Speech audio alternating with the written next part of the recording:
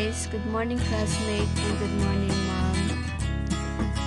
This is group 2 and by the way, I am Ananan Bautista.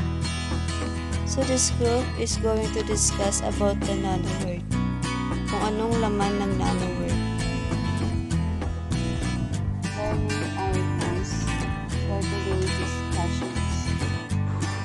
First, to discuss the development nanotechnology and it is important to society. Second, explain use of nanotechnology, and third, analyze implication nanotechnology.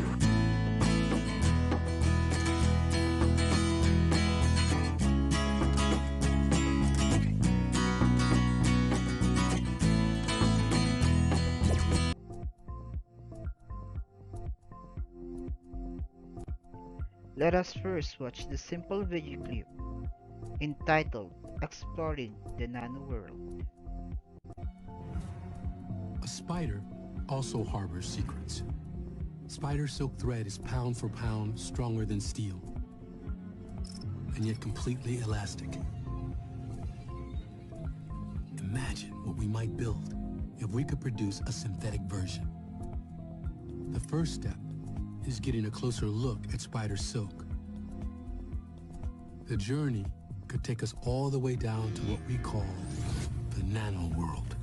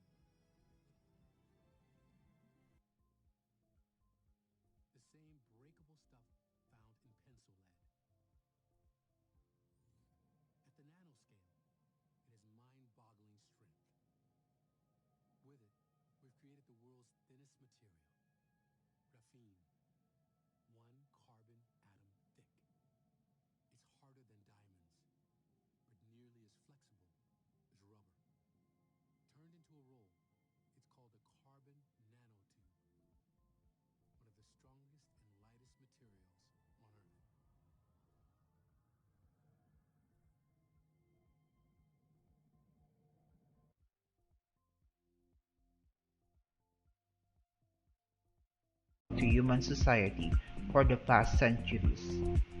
Several milestones of technological advancement were made throughout the years, from the creation of stone tool by Homo habilis, the invention and discoveries by Isaac Newton and Galileo Galilei during the time of Renaissance, through the Industrial Revolution and in the Information Age, where information communication technologies have now dominated several fields and aspects of people's everyday lives. There is no exemption that the Philippines was greatly affected by the rise of ICT during the early 21st century.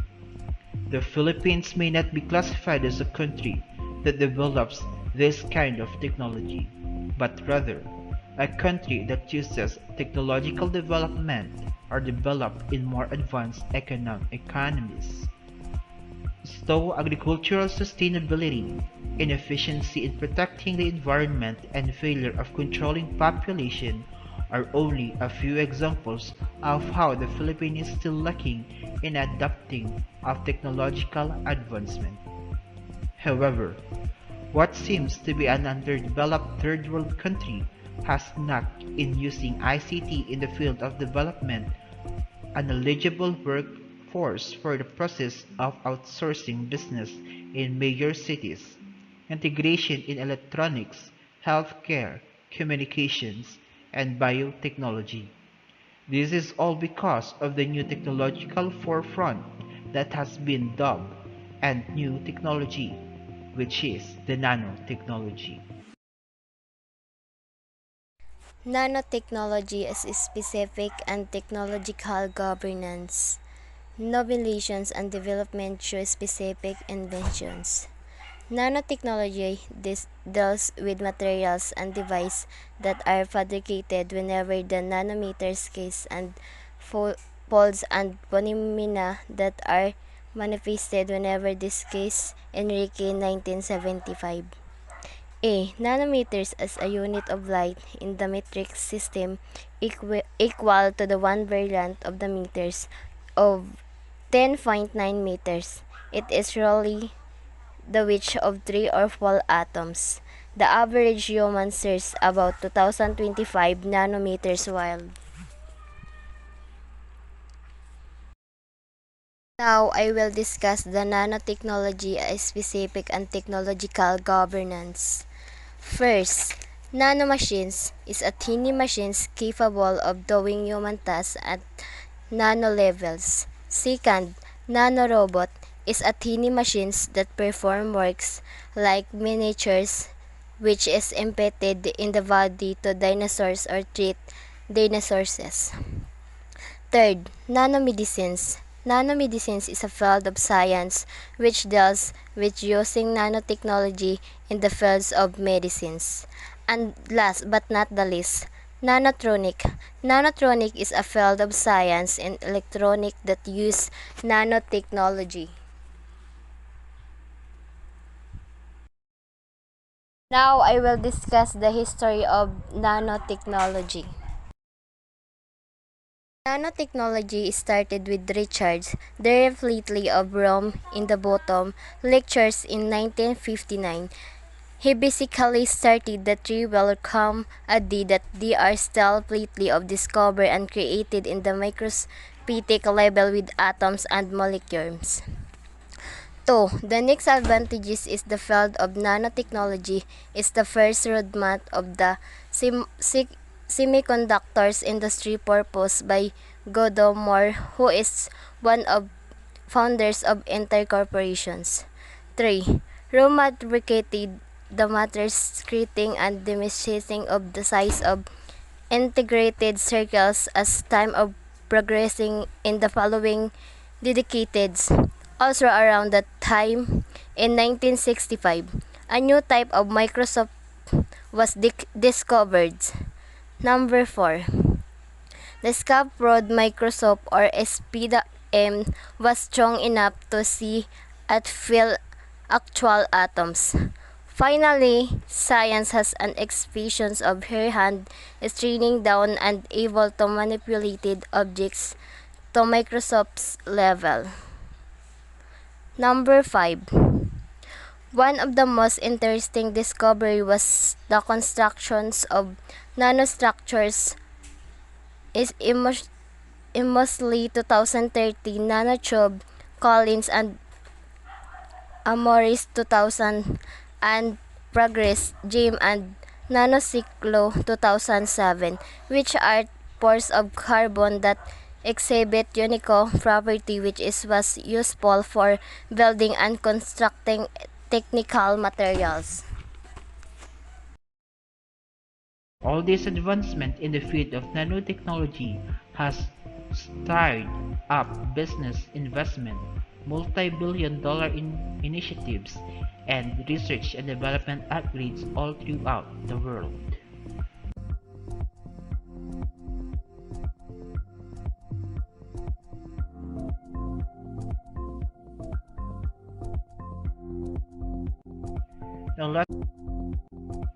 Now let's proceed to the application of nanotechnology in the Philippine environment. The Philippines ranked 39th out of 199 countries in terms of carbon dioxide and nitrogen dioxide emission, and it is increasing more and more every year. According to research, the Metro Manila pollution is caused by two things. First and foremost is the exhaust from motor vehicles. Second is the exhaust from factories and even first class hotel in Metro Manila. We still use leaded gasoline which has been banned in advanced countries, and sad to say, it is a very common sight to see cars and trucks that are obviously violating the anti-pollution laws, but seldom do we see their drivers apprehended by the police. There are also factories that spew out not only thick black smoke but that dump chemical into our creeks and rivers. But that, too, continues unabated. Every morning, we take a walk and it is obvious that many of the hotels burn in their garbage on their top floors. This is stated by Roses in 2002. There is an evident threat brought about by pollution in Metro Manila, and nanotechnology proposes a way wherein it can help the environment. In the year 2000, in the year 2000, commercial application of nanotechnology began to increase, such the use of silver nanotechnology or particles as an antibacterial agent, nanoparticles-based cosmetic in transparent sunscreen, as well as carbon nanotubes clothing material which are effective as stain-resistant textile.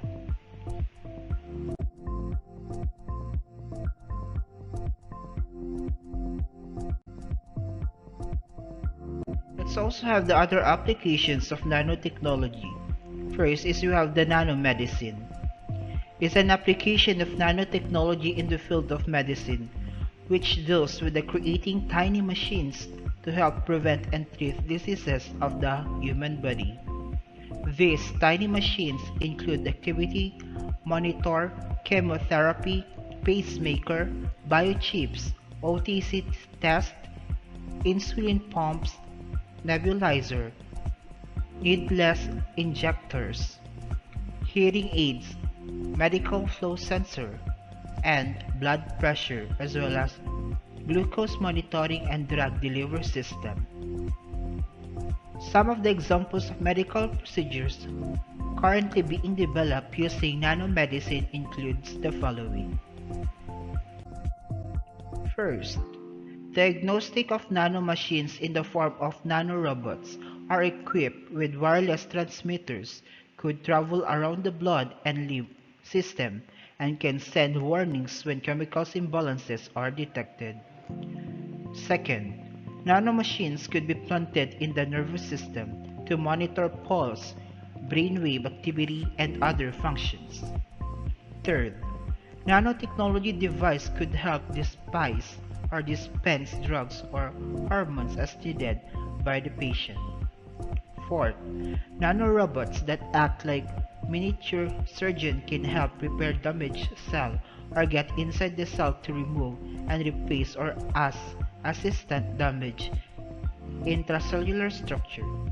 They can be assigned or designed in replicating themselves to help correct genetic deficiency by altering or replacing DNA or deoxyribonucleic acid molecules, and can be used to remove blockage in the arteries, according to Frates in 2016.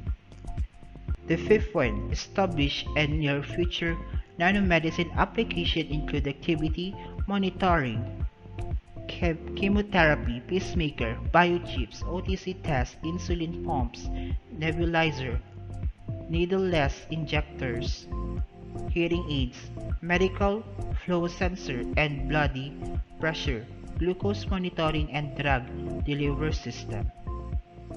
6. Nanomedicine is also capable of using nanoparticles to deliver precise to the right place and correct dosage in the body, such as drugs, heat, light, or other substances to specify or a specific type of cell, such as cancer cells, that help reduce damage to healthy cell compared to traditional chemotherapy employed in the body.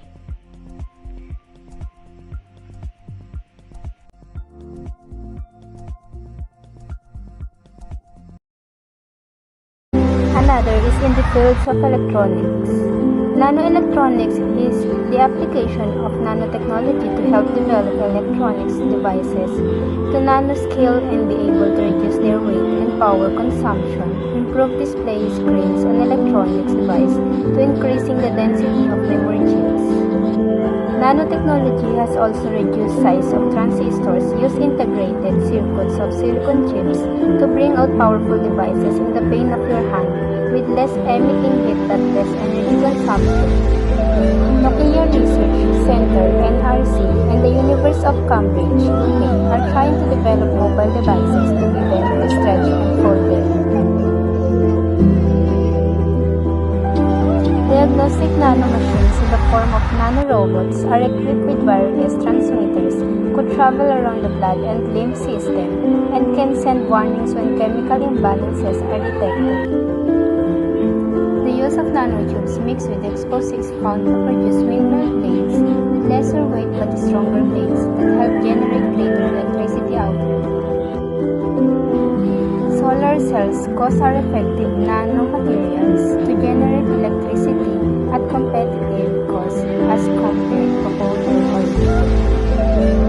Nanotechnology is already in consumer products used everyday life like cloth and cosmetic products.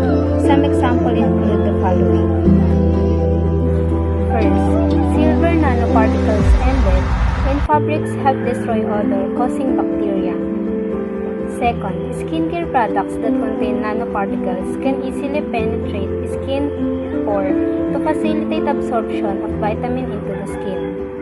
Third, lithium-ion batteries that use nanoparticle-based electrodes help in powering plug-in electric cars.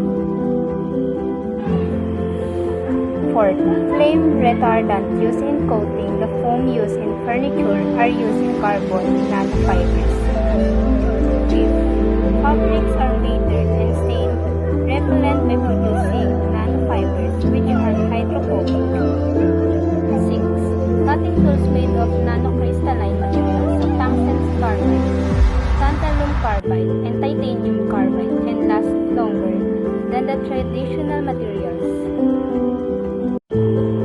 Nanotechnology application in the field of sport are the following. First, adding nanotubes to the tennis racket's frame helps increase its strength and provide increased control and power when you hit the tennis ball. Second, nanoparticles in golf club shaft materials improve the quality of the material that makes up the shaft, thus creating an improved shaft swing. Third, nanoparticles in tennis balls help reduce air leaks that help keep their ball bounce longer. Fourth, carbon nanotubes are used now in making bicycle components and in the manufacture of lightweight boats. Now we are down to the last part of our discussion, which is the impact of nanotechnology. The wide use of nanotechnology brings about positive and negative impact. First, we have health. Nanoparticles are so tiny that are invisible to the naked eye. They can come to our body, skin, nose, and lungs, and digestive system. They can cause damage our cells. If these particles enter our blood vessels, they can flow and damage our brain, our central control system. Second, national security. Nanobomb contains self-multiplying, deadly virus can be used as a terror weapon that are capable of annihilating thousands to billions of Earth's population. Third, social interaction. Because of the speed in communication, many false news can be spread easily and can cause chaos and misunderstandings. Fourth, culture. Slow traditional practices may be refused by the millennials as they marvel at the speed of technology. Fifth, economy. Investment in developing nanomachines to create nanorobots, nanomedicine, and the like involves huge cash outputs. 6. Impose new jobs for society. This is due to the apparent increasing demand for knowledge that concerns skills and tools in developing nanotechnology itself. Lastly, politics. While nanotechnology is a work from human hands, its use must be regulated and used in moderation. For instance, the use of synthetic drugs and high-powered weapons. Our environment. Nanotechnology can improve the environment by making solar energy more affordable through the more efficient use of silicon-based solar cells, nanoparticles, and ultra-thin films. Also, agricultural benefits come through the aid of drug, fertilizer, delivery systems.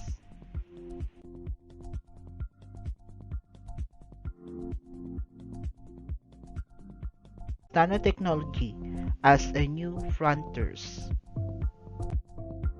The world is shrinking. There's a deep and relatively unexplored world beyond what the human eye can see. The microscopic world is truly alien and truly fascinating. I'm delving further than the microscopic scale. I'm going to explore the potentials of working at a nanoscopic level, working at a level a billion times smaller than the average scale we work at today. This is nanotechnology. Nanotechnology means any technology on a nanoscale that has applications in the real world. Nanotechnology is the science of building small, and I mean really, really small. It's pretty difficult to imagine how small a nanometer is, but let's just take a moment to try and wrap our heads around it. The tip of a pen is around 1,000,000 nanometers wide, so nowhere near close. A single sheet of paper is around 75,000 nanometers thick. A human hair is around 50,000 nanometers thick. And I ran out of things to compare. Let's just take a different approach. If a nanometer was the size of a football, the coronavirus would be the size of an adult male. A donut would be the size of New Zealand, and a chicken would be the size of the Earth. In fact, on a comparative scale, if each person on Earth was the size of a nanometer, every single person on the planet would fit into a single car. A Hot Wheels car. You get the idea, nano is super, super tiny. We're talking subatomic. So that's how big, or rather small, a nanometer is. But why does it matter? Why look at really small things? Well, they ultimately teach us about the universe that we live in, and we can do really interesting things with them. When we move into the nanoscale, we can work with new domains in physics that don't really apply at any other scale. Nanoscience and nanotechnology can be used to reshape the world around us. Literally. Everything on Earth is made up of atoms. The food we eat, the clothes we wear, the buildings and houses we live in, our own bodies. Now, think for a moment about how a car works. It's not only about having all the right parts, they also need to be in the right place in order for the car to work properly. This seems obvious, right? Well, in pretty much the same way, how the different atoms in something are arranged determines what pretty much anything around you does. With nanotechnology, it's possible to manipulate and take advantage of this, much like arranging Lego blocks to create a model building, or airplane, or spaceship. But there's a catch, and here's where things start to really get interesting. The properties of things also change when they're made smaller. Phenomena based on quantum effects, the strange and sometimes counterintuitive behavior of atoms and subatomic particles, occur naturally when matter is manipulated and organized at the nanoscale. These so-called quantum effects dictate the behavior and properties of particles. So, we know that the properties of materials are size-dependent when working at the nanoscale. This means that scientists have the power to adjust and fine-tune material properties, and they've actually been able to do this for some time now. It's possible to change properties such as melting point, fluorescence, electrical conductivity, magnetic permeability, and chemical reactivity, to just name a few. But where can we actually see the results of this kind of work? Well, everywhere. There are numerous commercial products already on the market that you and I use daily that wouldn't exist in the same way without having been manipulated and modified using nanotechnology. Some examples include clear nanoscale films on glasses and other surfaces to make them water-resistant, scratch-resistant, or anti-reflective. Cars, trucks, airplanes, boats, and spacecraft can be made out of increasingly lightweight materials. We're shrinking the size of computer chips, in turn helping to enlarge memory capacity. We're making our smartphones even smarter, with features like nano generators to charge our phones while we walk. We're enabling the delivery and release of drugs to an exact location within the body with precise timing, making treatments more effective than ever before. There's quite the list, and that's only a few of the potential applications. Let's delve into a few of these in more detail. Nanotechnology has been pivotal in advancing computing and electronics, leading to faster, smaller, smarter, and more portable systems and products. It is now considered completely normal for a computer to be carried with one hand, while just 40 years ago, a computer, infinitely slower, was the size of a room. This has been made possible through the miniaturization of the world of microprocessors. For example, transistors, the switches that enable all modern computing, have reduced drastically in the briefest amount of time, from roughly 250 nanometers in size in the year 2000 to just a single nanometer in 2016. This revolution in transistor size may soon enable the memory for an entire computer to be stored on a single tiny chip. Increasingly faster systems have also been made possible using nanoscale magnetic tunnel junctions that can quickly and effectively save data during a system shutdown. It's expected that using magnetic RAM, or random access memory, with these nanoscale junctions, computers will soon be able to boot almost instantly. Flexible, bendable, foldable, and stretchable electronics have been developed using semiconductor nanomembranes. They're monocrystalline structures with thicknesses of less than a few hundred nanometers. In normal terms, they're really small and super bendy. They're particularly useful for applications in smartphones and wearable technology, like smartwatches. Nanotechnology is a definite answer to a digital world that is focused on becoming smaller and more efficient, but it can also help us start to clean up some of the world's bigger and more pressing problems. There are many applications for detecting and cleaning up environmental contaminants. It is anticipated that nanotechnology could contribute significantly to environmental and climate protection by saving raw materials, energy and water, and reducing greenhouse gases and hazardous waste. From increasing the durability of materials so that they last longer and reduce waste, to the creation of insulation materials that improve the efficiency of paper towels, allowing them to absorb 20 times its own weight, nanotechnology really has the potential to do great things for the conservation of our planet and the human race. The availability of fresh, clean drinking water is an increasingly pressing issue that can be linked back to population growth, urban mitigation, pollution, and the vast effects of events associated with climate change. Nanotechnology holds the power and promise to not only detect pollutants, but to filtrate and purify. The magnetic interactions between ultra-small specks of dust can remove arsenic. This is incredible, given that it is naturally present at high levels in the groundwater in a number of countries. Similarly, the development of nanoparticles that can purify water pollutants, which cost less than the process of pumping it out of the ground for treatment, also holds great promise. Basically, getting clean water is a huge problem, and nanotechnology can help solve it. This all sounds almost too good to be true. There have to be downsides to the seemingly endless potential of nanotechnology for the environment. Actually quantifying and confirming the effects of a product on the environment, both positive and negative, is achieved by examining the entire life cycle, from production of the raw material to disposal at the end of its life cycle. There is a genuine concern that nanotechnology will further increase energy and environmental costs, given that the production of the nanomaterials themselves takes a large amount of energy, water, and environmentally problematic chemicals such as solvents. In order to produce things that will help the environment, we have to use things that will harm the environment. Scientists are on the verge of new frontiers all the time. Nanotechnology is an act of exploration, and we're very much still in the early stages, but we're closer than you might think to this actual goal. The idea of subatomic disease-fighting machines have been in science fiction for decades, so this idea is not really a new one, but we've definitely come a lot closer to making this idea a reality in the past decade. It sounds like a near-perfect solution to many modern medical problems, but let's just explore how and where science fiction meets fact, and what challenges may lie ahead. Nanotechnology is already heavily incorporated into medical tools, knowledge, and therapies already widely in use. Nanomedicine is the application of nanotechnology in medicine. It's used for disease prevention, diagnosis, and treatment. Nanoparticles can encapsulate or otherwise help to deliver medication directly to cancer cells and minimize the risk of damage to healthy tissue. This could ultimately change the way cancer is currently treated and dramatically reduce the toxic effects of chemotherapy. Suffice to say, researchers are working on it. The increased capabilities of imaging and diagnostic tools enabled by nanotechnology are also paving the way for increased success rates for many different therapies.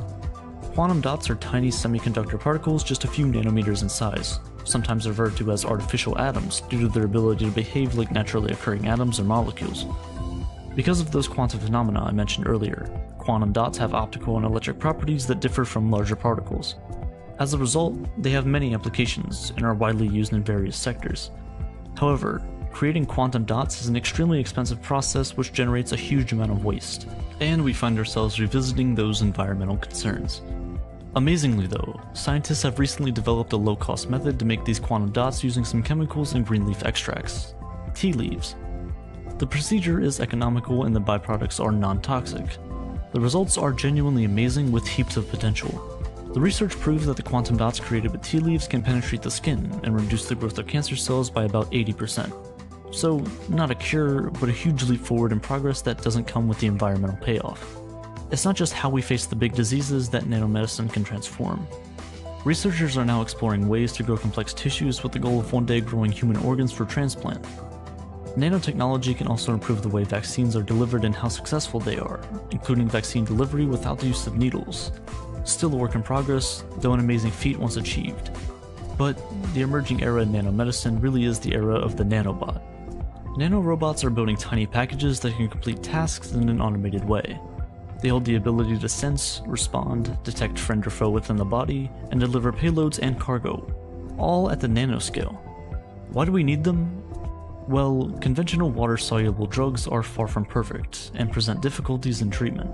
However, diagnostic nanomachines allow doctors to monitor the internal chemistry of the body's organs, providing direct access to diseased areas. Nanobots can also be equipped with wireless transmitters, so that doctors can change the treatment method to respond specifically to the state of the medical condition. They also hold the potential to completely replace pacemakers by treating the heart's cell directly. Research regarding nanobots in medicine offers several opportunities, such as artificial antibodies, artificial white and red blood cells, and antiviral nanobots. They are super durable and could theoretically operate for years without any damage. Nanobots in fact hold the potential to address many health problems besides cancer, such as unblocking blood vessels in hard-to-reach areas, taking biopsies, or measuring the level of certain chemicals in otherwise inaccessible areas of the body. So we are much, much closer than you might have thought, and the field of medical nanorobotics holds considerable promise for advancing medical progress. But the phrase, "so close yet so far," comes to mind, because there are many challenges and roadblocks to face before surgical nanobots will reach clinical trials. A few months ago, I made a video on Neuralink, and they're facing the same exact issues we mentioned here. Scientists have numerous challenges to overcome before the potential of nanobots in medicine can truly be realized. Getting the bots to travel safely where we want them to in the body and actually having them stay there long enough to carry out a procedure is incredibly difficult. Scientists also have yet to work out how to keep the nanobots from being destroyed and expelled from the body like any other toxic or foreign bodies. So while nanobots hold the key to an infinitely less toxic solution to treating cancer, the challenges in getting the solution to the stage of becoming a viable treatment are still a bit in the future. We're not quite there yet. However, if past progress is anything to go by, I don't think we're so far off.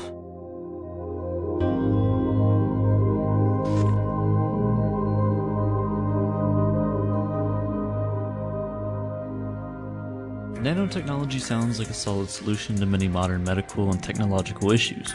It makes you wonder how prominent they'll be in daily life in the future. If you're interested in nanotechnology and want to learn more about it, Brilliant has exactly what you're looking for. Brilliant is the best place to go to learn about everything math, science, and computer science related. It's extremely interactive, with each course either having code to write, puzzles to solve, or some other challenge to overcome. They're constantly adding new courses and finding new ways to challenge your brain. For example, they have a course on computational biology. There's actually a quiz that talks about Richard Feynman and his argument for nanotechnology, as well as some of the limits that you run into. The RNA enzymes they discuss essentially function as nanomachines at that scale. Brilliant has courses that cover almost any science-related interest you have. It's definitely worth looking into. They show you what you're learning and provide visual examples to solidify your understanding. I find this a lot easier than learning through actual books or videos on YouTube, as each course is tailored to making things simple to understand. With over 60 courses and new ones being added constantly, you are guaranteed to learn something new. If this sounds fun and you're interested, head to brilliant.org/aperture for a free trial. The first 200 of you